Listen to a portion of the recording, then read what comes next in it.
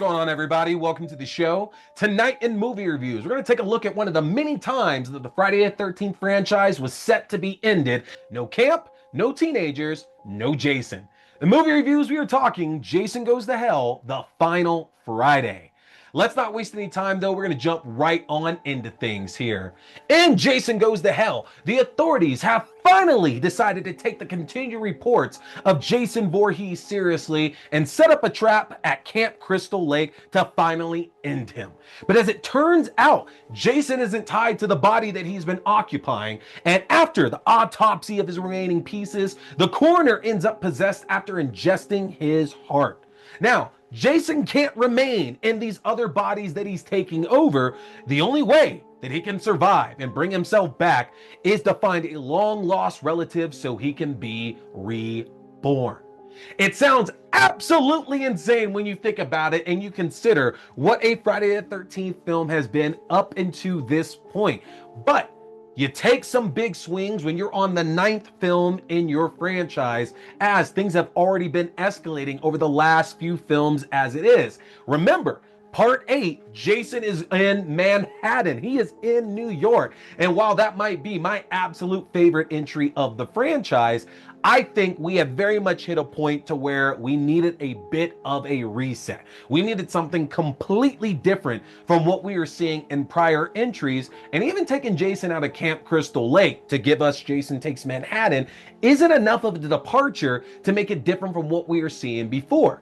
That's what Jason Goes to Hell here is very much looking to accomplish by not giving us the traditional setup that we would see in these films. To expand a little bit on that story, again, Jason is trying to track down an apparent long-lost sister named Diana, and he's able to find her, but he decides to kill her instead of taking her over, which again, he needs to be reborn. And instead, he sets his sights on Diana's daughter, his niece Jessica, and her newborn son.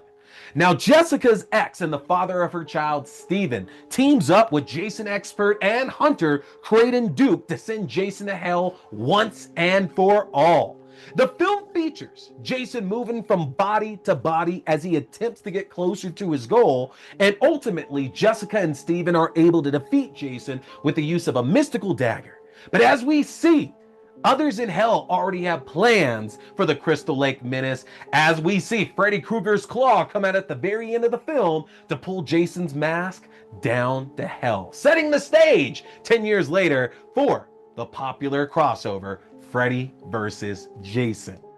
Now, like I mentioned, this was supposed to be yet another ending for the Friday the 13th franchise. The idea here really is that folks have grown tired, the box office returns have been diminishing, and so it was a good idea for new owners of the franchise, New Line, just to go ahead and end things off so they can maybe start fresh a few years down the road. Now, with a lot of the other horror franchises that were going on at this time, Halloween, Nightmare on Elm Street, Chucky, a lot of those other ones didn't have the issue that Jason and Friday the 13th did, which was an exuberant amount of sequels being there. Don't get me wrong, Freddy definitely gets up there higher. Chucky eventually got there later on if you start counting the 2000s. And Michael Myers, we know, is still running strong at this point as well, too. But Friday the 13th was kind of an anomaly to where we had so many entries that folks had absolutely had the time to grow tired of seeing Jason go and kill teenagers here. And I think that's a big reason why this film is so different from all the other entries that we got before. You know, I mentioned no teenagers, no camp, no Jason.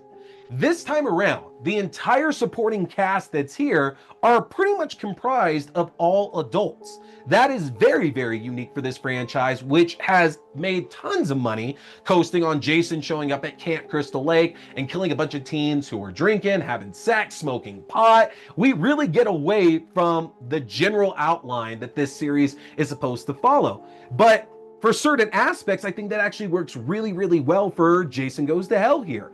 Again, the characters mostly all being adults, specifically all the victims, actually portrays them as being far more capable than most of the teens we've encountered over the previous 8 films. Every single time Jason hunts somebody down, there's a couple exceptions, but for the majority of the times Jason is hunting people down here in this film, folks are actively trying to take him out while he's trying to do the same. You got folks who have guns, folks who are trying to stab him with spears and iron bars. Folks are actively trying to keep themselves alive here in this fight against Jason. And I really appreciate that because it kind of makes it feel like it's a more adult-orientated movie. I think a lot of us, when we saw a Friday the 13th entry when we were kids, very much found something in common with a camp counselor or two. And there's nothing at all wrong with that. But this very much plays like Friday the 13th for adults. Not only that, but all of the characters that are featured here actually feel like they hold a bit of an importance to the plot. You know, again, in the previous films, it's just a bunch of camp counselors who are being killed off because they're in the wrong place at the wrong time. But here with Jason Goes to Hell, everybody is in everybody's business. Again, we're mostly focusing on Jason's niece, Jessica, and her baby daddy ex-boyfriend, Steven. These are the main characters here of this film, and everybody that really features here has some kind of relationship with them, whether it's somebody that they went to school with, somebody that they work for, somebody that works with Jessica's mom, if it's Jessica's new boyfriend who's a TV reporter. All these people are so intertwined that as the movie keeps going on, we start to actually have more characters that we're liking and hating more than any other Friday the 13th film in this franchise. Not only that, but that means that these deaths actually matter a little bit more. Specifically, Vicky, the waitress that Jessica's mom, Diana, works with. That is one of the most badass women that we have had in this Friday the 13th franchise. When Jason shows up occupying the body of the reporter that Jessica is dating, Vicky is like, we're not letting this go down at all. You're not getting my girl. You're not getting my girl's kid. I'm gonna mess you up. And granted, she gets killed extremely horribly.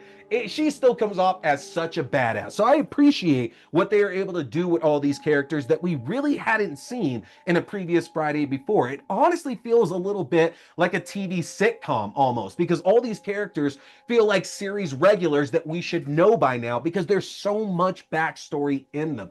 I love it.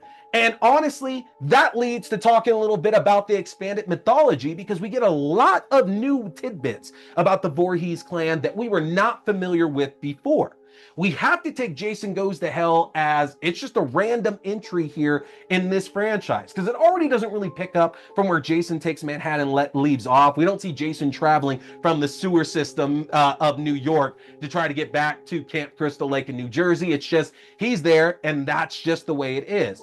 But things like the fact that Jason has a long lost sister, the very big implication here that the Necronomicon from the Evil Dead franchise is what Pamela Voorhees used here in order to bring her son back, because we never really got an explanation for that, but we've been under the impression that Jason is dead. So this movie says, well, Jason is likely a Deadite, hence the Necronomicon. And that's not the only franchise that we know crossovers here, as there are references again to Nightmare on Elm Street in this, and Creepshow in this as well too. The Thing, we get a lot of good references here in this film, and I kind of like that it ends up being like all the horror movie all-stars here for this one. And I think when it really comes to the mythology, you know, you're in one of two camps. If you're somebody who's super in love with the Friday the 13th franchise and you're aware of a lot of the other elements that are existing like in the comics and in books and things like that, then you know a lot of these other elements have never made their way to screen, but you still kind of take that at face value. You take that as the gospel. Like Elias Voorhees, for example, being the name of Jason's father. There's all this stuff and all the expanded mythology out there about Elias Voorhees, but we've never seen the man on screen. So if you could take that and consider that canon, we got to do that as well with some of the elements that come up into this. But I do also understand that is a decisive point for a lot of folks that have been watching this for quite a while. I think giving us something different, taking it out of the camp that's in Crystal Lake, it's still set in Crystal Lake, but taking it out of the camp actually gives us something very unique and different from what we've seen in a Friday the 13th film. And even though like in part 5, A New Beginning, we don't have Jason there. This is a paramedic who has taken on Jason's persona, and it's still supposed to be Jason. Here in this film, with him body hopping along and going after all these victims, it even feels different when he's killing everybody. Which, on that note, these are some of the bloodiest and most gruesome kills that we've seen in a Friday the 13th film. I just watched the Arrow 4K release that came out not too long ago, and I've owned two previous copies of Jason Goes to Hell that both insisted they were the unrated version. But this 4K version that I watched from Arrow honestly seemed to have footage and shots that I had never seen before. We are talking a lot of extra gore, a lot of extra blood, a few extra seconds of certain deaths in the film, like the small handful of teenagers that we see in the film that do go to Camp Crystal Lake and get killed rather gruesomely in that. That scene has never looked as good as it has here on this Arrow 4K. I highly recommend it because, again, the effects in this one are phenomenal. But with that said, if you are looking for a traditional Friday the 13th experience, that's not what you're going to get with this film. So the question is, do you appreciate that the producers and the writers gave us something different from what we've had for the last couple of decades? Or are you a traditionalist and you need the camp, you need the teenagers, you need it to be simple? Curious about that, but I do love this one, y'all. I've said it, it is in my top 5 of the franchise. Some of y'all be shocked where in the top 5 it's actually listed at. But Jason Goes to Hell, The Final Friday very much gets a 4 of 5. That is how much I truly, truly love this film. Y'all let me know in the comments section what you think about this one. Again, let me know. Are you a traditionalist and you need all the classic stuff that we usually see in a Friday the 13th film? Or are you able to loosen that up a bit and enjoy this one? Let me know in the comments section. And of course, don't forget to get subscribed to my channel. I got a lot of other great horror content coming up for y'all. Y'all can get subscribed at linktr.ee/T Scary Movie. If you do, that's going to give you access to the YouTube page for the video versions of the show, your favorite podcasting platforms for the audio-only versions of the show, my Letterboxd page for written reviews and movie rankings throughout the year, my TikTok page for short horror content including movie news, movie premieres, and some of my movie reviews, my Twitch page for horror gaming, and my Fangoria shop page where you can enjoy a 20% discount off anything in the Fangoria shop. Take advantage of that, y'all. We got some great reviews coming up, including 28 Days Later, 28 Years Later, and an exclusive interview I have with the co-creators of the upcoming horror trivia game show, Better Luck Than Chuck. I'm going to be talking to creators Tony Wash and Meredith Tomillo. I do not want y'all to miss that. It is going to be a 2-part interview with the first part releasing this coming Wednesday the 18th. Do not miss it. Hit that subscribe button, hit that follow button. But that's it for me tonight, y'all. My name is T. We've been talking scary movies. Stay scared.